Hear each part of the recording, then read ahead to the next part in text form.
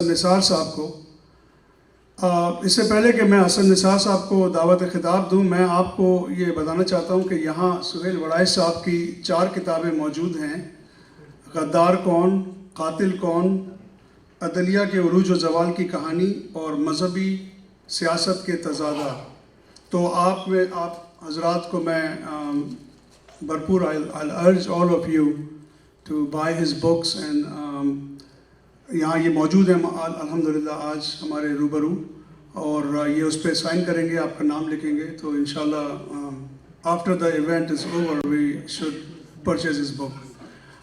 اب میں بغیر کسی، کیونکہ ٹائم ہمارے پاس ٹائم بہت تیزی سے نکل گیا ہے اور سوال جواب بھی ہمیں کرنے ہیں، میں دعوت خطاب دوں گا اس شخصیت کو جو ہم میں سے ہر ایک کے لیے ایک ہیرو کی حیثیت رکھتے ہیں، اور جن کے اگین وہی بات کہ کچھ لوگوں کو ان کے کچھ چیزوں پہ اعتراض بھی ہے، لیکن وہ اس کا اتنا مدلل جواب دیتے ہیں کہ آخر میں وہی ہوتا ہے جو ابھی حسین حقانی صاحب پہ اعتراض کرنے والے چپ بیٹھ گئے۔ اور اب I don't know سوالات جوابات میں کیا سلسلہ ہوگا، لیکن بہرحال میں بغیر ٹائم ضائع کیے ہوئے میں دعوت خطاب دیتا ہوں۔ میں بہت شکر گزار ہوں حسن نثار صاحب آپ کا، اور ناگزیر وجوہات کی بنا پہ موسم کی وجہ سے آپ یہاں تشریف نہیں لا سکے، تو پلیز حسن نثار صاحب، پلیز گیو ہم بگ ہینڈ۔ آواز آ رہی؟ آپ کو آواز آ رہی ہے؟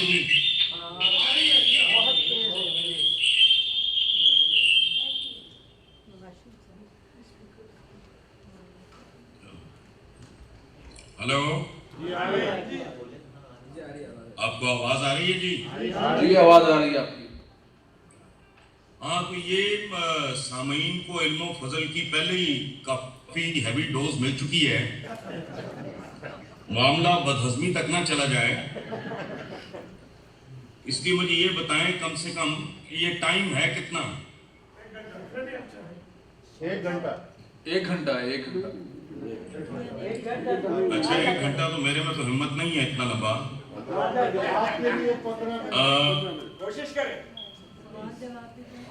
حسین حقانی صاحب کی ایک بات مجھے بہت اچھی لگی،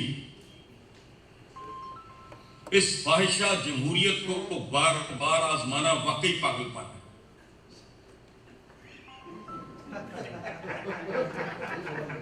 ارادہ تو میرا یہ تھا کہ شکاگو میں اپنے ہم وطنوں سے، دوستوں سے روبرو آمنے سامنے بات ہوتی، لیکن موسموں پہ کسی کا بس نہیں چلتا، اور حضرت علی نے کہا تھا کہ بے شک میں نے اپنے ارادوں کے ٹوٹنے سے اپنے رب کو پہچانا۔ میں مس کر رہا ہوں آپ سب لوگوں کو، بڑا خوبصورت کمبینیشن ہے، ایک طرف نیاگرا فال جیسا سہیل وڑائچ، دوسری طرف آتش فشاں جیسا آفاق خیالی۔ حسین حقانی کو دیکھ کے مجھے ایک شعر یاد آتا ہے: کھلنڈرا سا کوئی بچہ ہے دریا، سمندر تک اچھلتا جا رہا ہے۔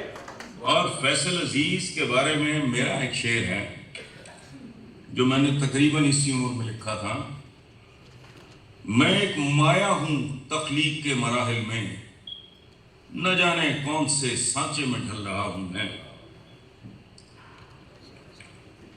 چند ماہ پہلے میں نے اپنے ہی اخبار روزنامہ جنگ میں دبئی کے حکمران شیخ محمد کا ایک آرٹیکل پڑھا تھا، ویری انسپائرنگ۔ انہوں نے کسی کے حوالے سے لکھا کہ میں نے اس سے پوچھا کہ تمہارا اصل ملک اور وطن کون سا ہے؟ تو اس نے کہا جو مجھے پالتا ہے، جو مجھے روٹی روزی عزت دیتا ہے، وہی میرا وطن ہے۔ اس کے بعد شیخ محمد لکھتے ہیں کہ وطن کی ماڈرن ڈیفینیشن یہی ہے: ایک ماں ہے جو جنم دیتی ہے لیکن اپنی غربت کی وجہ سے پرورش نہیں کر سکتی، پڑھا لکھا نہیں سکتی، ڈھنگ سے پال نہیں سکتی، لیکن ماں رہتی ہے. پاکستان غریب ماں. دوسری طرف دوسری ماں جو آپ کو پالتی پوستی ہے, پڑھاتی لکھاتی ہے, شعور دیتی ہے, عزت احترام دیتی ہے. مائیں دونوں ہی محترم اور معتبر ہوتی ہیں. میں جب بیرون ملک پاکستانی بہن بھائیوں میں سے کچھ کے اندر ایک خاص طرح کی ریزنٹمنٹ دیکھتا ہوں تو مجھے دکھ ہوتا ہے. نوسٹیلجیا, اپنی روٹ سے محبت یہ اپنی جگہ پہ ہے, لیکن جو آپ کو پالتا ہے, آپ کی دیکھ بھال کرتا ہے, آپ کو برابر کی اپرچونٹیز دیتا ہے, دھرتی کا وہ ٹکڑا بھی ماں کی طرح ہوتا ہے. میں جب بھی سفر پہ نکلتا ہوں تو اکثر سوچتا ہوں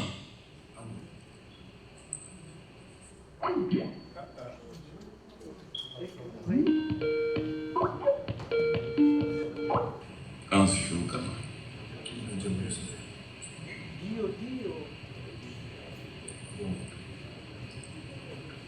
میں دنیا میں جب بھی سفر پہ نکلتا ہوں تو اکثر سوچتا ہوں کہ پاکستانی بچہ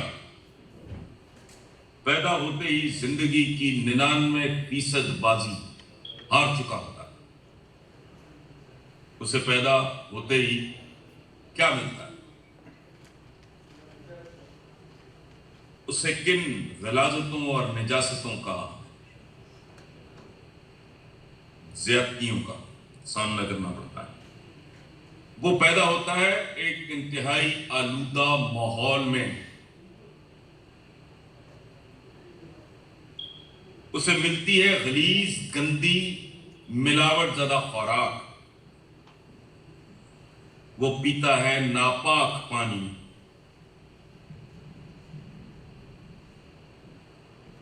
اس سے جو انجیکشنز لگتے ہیں وہ بیشتر جعلی. اسے ڈاکو پولیس اور چور پٹواری ملتا ہے. بدماش اور گنڈے سیاستدان ملتے ہیں. ٹوٹی پھوٹی سڑکیں, گندی گلیاں, بے روزگاری ملتی ہے, بے انصافی ملتی ہے, تعلیم ملتی نہیں, ملتی ہے تو گھٹیا ملتی ہے, سب سٹینڈرڈ ملتی ہے.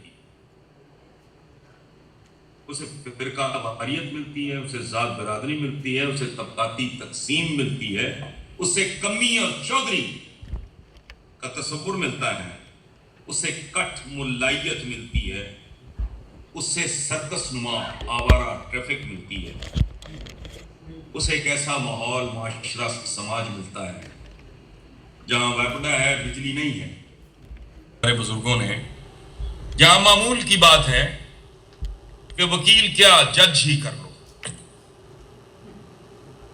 اور سیاستدانوں کی جوتیاں سیدھے کرنے والے وہ عدالتوں کے اعلیٰ ترین مناصب تک پہنچتے ہیں. پھر بطور رشوت ان کی اولادوں کو رولز ریلیکس کر کے اٹارنی جنرل اور پتہ نہیں کیا کیا بنا دیا جاتا ہے. یہ ایک ایسا ماحول جہاں وکیل پولیس اور ججوں کو مارتے ہیں, طلباء اساتذہ پہ ہاتھ اٹھاتے ہیں, ڈاکٹرز ہڑتالیں کرتے ہیں, سیاستدان پارٹیاں اس طرح بدلتی ہیں کہ طوائفیں اس طرح گھنگرو نہیں بدلتی. جہاں ہسپتالوں کا ویسٹ نیلام ہوتا ہے. میں سٹرا کے ساتھ کچھ پی رہا تھا, میرے دوست نے پکڑ کے پھینک دیا. اس نے کہا اس ملک میں تو پیسے دے کے جو ملتا ہے وہ ناخالص اور ناپاک ہوتا ہے, سٹرا تو مفت ملتا ہے. یہ زہریلا ہوگا, یہ ہاسپٹلز کی ویسٹ سے بنا ہوگا.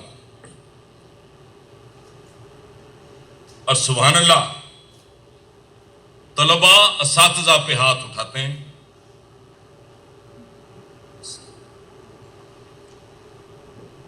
اور جہاں چند خاندانوں کے جن چپے کو دانش پر بھی جمہوریت کہتے ہیں اور اس پہ شرماتے نہیں. جہاں انگریز کے پروردہ جاگیرداروں اور کرپشن کی پیداوار سرمایہ داروں کی اجارہ داری کو جمہوریت سمجھنے کا، کہنے کا جرم کیا جاتا ہے۔ اور میں پوچھتا ہوں، جس کے پاؤں تلے زمین اپنی نہیں، جس کے سر پہ چھت اپنی نہیں، اس کی رائے، اس کا ووٹ اپنا کیسے ہو سکتا؟ پاکستانی جمہوریت خون پینے والی اس چڑیل کی مانند ہے جو حسین ترین، ولپچوس ترین دو شیزہ کا روپ دھار کے نیم برہنہ لباس کے ساتھ تمہاری طرف بڑھتی ہے۔ تم اسے وارفتگی کے ساتھ گلے لگاتے اور وہ اپنے اصلی روپ میں آ کے اپنے دانت تمہاری شرگوں میں کاٹ دیتے۔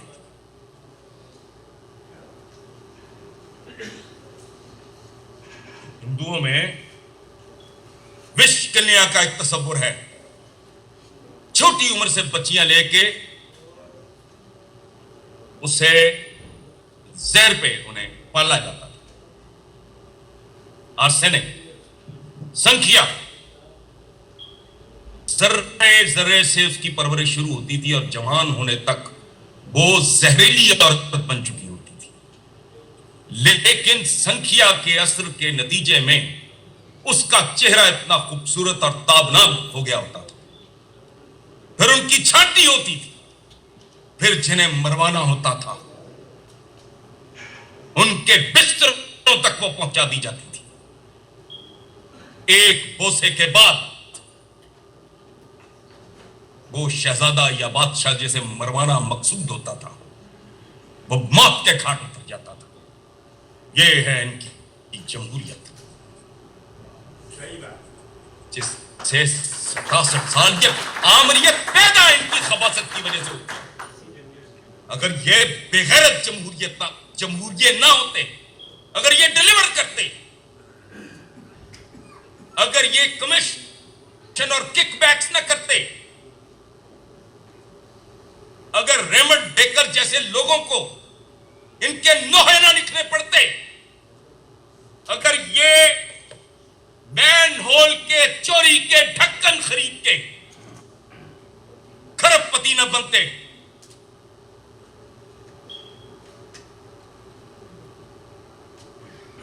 یہ فوج آتی کبھی؟ یہ بے غیرت بھوکا مار دیتے، لوگوں کے رستے نہ روکتے۔ عورتیں، مائیں، بہنیں، بیٹیاں رکشوں اور ویگنوں میں بچے جنم دیتی ہیں۔ یہ جمہوری حکمران، اور تم روٹی نہ دو، عزت تو دو۔ اس کی زبان کھینچ لینے کو دل کرتا ہے جو اسے جمہوریت بنا کے پینٹ کرتا ہے۔ اگر یہ کوئی انسان بچہ ہوتا ہے ان میں، جرأت کرتی فوج ان ڈاکوؤں کو دیکھ کے، ان پسماندہ، فکری طور پہ بوسنے، جذباتی طور پہ کنگال، دین فروش، یہ خلفائے راشدین کا نام لیتے ہیں۔ ان کے گھروں کے باہر پونے شہر کی پولیس ہوتی ہے، اور کوئی حیا کرو، کس جمہوریت کے جال میں پھنسا کے میرا دادا ایک نسل، آپ دوسری، میں تیسری نسل پاکستان پہ قربان ہو رہا ہوں، اور میں یہ قربانی نہیں دینا چاہتا۔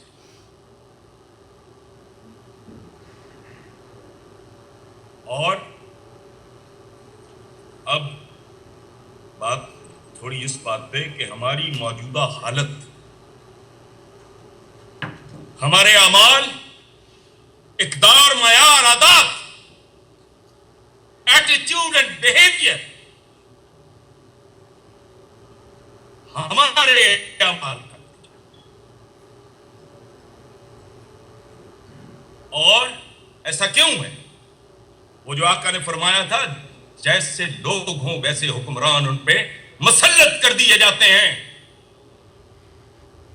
تم جیسا میں ہوں ویسے ہی غلیظ مجھ پہ مسلط ہیں تھے اور تب تک رہیں گے جب تک میں چیزوں کو ان کے ٹھیک تناظر میں دیکھنے کی کوشش نہیں کرتا اور بیان کرنے کی جرات نہیں رکھتا. یہ لنڈے کی فلسفی، ہمارے یہ رویے اتنے گندے اور غلیظ کیوں ہیں؟ ہم کیوں ذوالفقار علی بھٹو، پھر کیوں اس کی بیٹی اور پھر کیوں اس کے بیٹے وہ غلام ہو، ان کے پشتینے غلام ہو؟ نواز شریف، شہباز شریف، آگے ونگے چبے ایک اور قطار، اپنی اولادیں گروی رکھی تم نے ان کے آگے.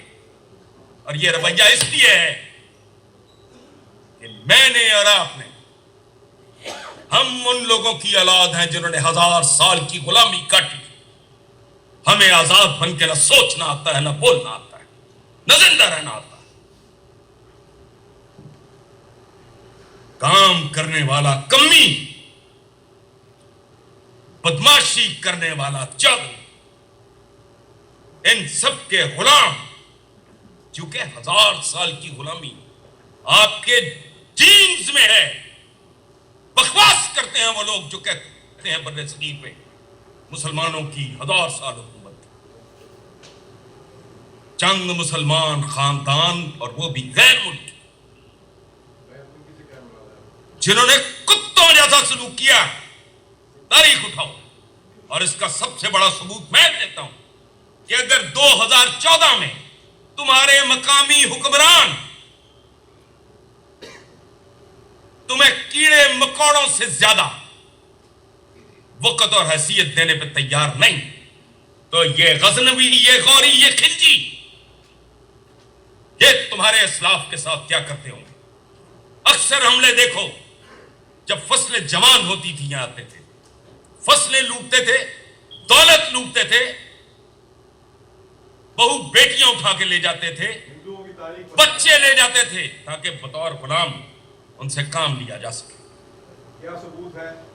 اپنی 1000 سالہ بربادی کا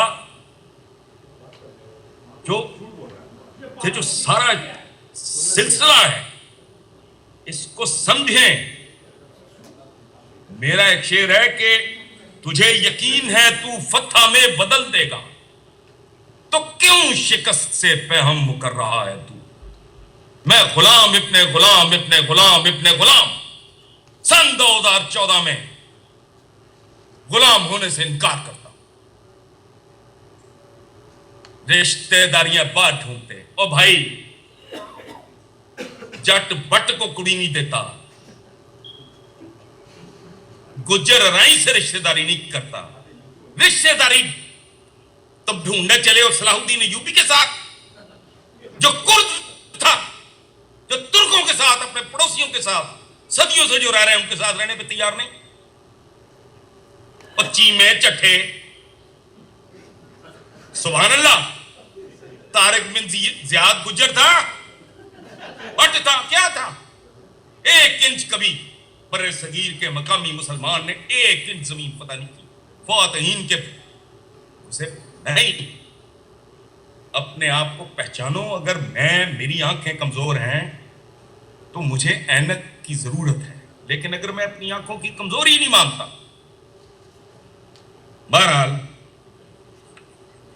میں پھر معذرت خواہ ہوں. وہی میری خواہش تھی بہت آنے کی، ملنے کی، آپ کے سامنے حاضر ہونے کی، لیکن موسموں پہ تو بس نہیں چلتا. بہت مہربانی، thank you very much. Tariq ملان صاحب. السلام علیکم Salman, thank you very much. تو میں آپ سب کو ویلکم کرتا ہوں شکاگو آنے کا، شکریہ. بس آپ صرف اتنا بتا دیں، آپ کا تجزیہ ماشاءاللہ بہت اچھا ہے.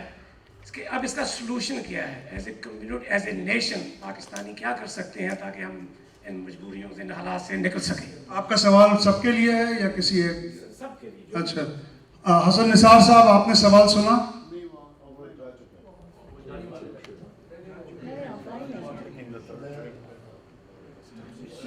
حسن نثار صاحب آپ موجود ہیں, آپ نے یہ سوال سنا ہے؟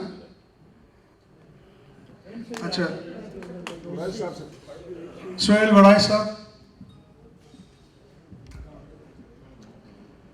گزارش یہ ہے کہ اگر تو صرف میرے چند فکروں سے اس مسئلے کا حل نکل آتا تو میں ضرور اس مسئلے کا, جہاں پوری حکومتیں, پورے پاکستان کی عوام اس مسئلے کا حل نہیں نکال سکتی. صرف اتنی بات ہے کہ ہر ملک جس نے ترقی کی ہے, آج کی دنیا میں یہ کوئی مشکل نہیں ہے وہ راستہ ڈھونڈنا کہ کس راستے سے ملکوں نے ترقی کی ہے. آپ کسی بھی اس راستے پہ چل پڑیں تو ملک ترقی کرنے لگ جائے گا. اور میں آپ کو یہ بتاؤں کہ ہم مایوس بہت ہوتے ہیں, بہت حد تک صحیح بھی ہوتے ہیں, لیکن آپ دیکھیں کہ مجھے یاد ہے کہ جب 2013 کا الیکشن ہوا تو ہم سب لوگ جب بیٹھتے تھے تو ہم کہتے تھے کہ دہشت گردی پاکستان کا مسئلہ نمبر 1 ہے, اور ہم یہ کہتے تھے کہ اگلے 10-15 سال تک اس مسئلے کا حل نظر نہیں آ رہا.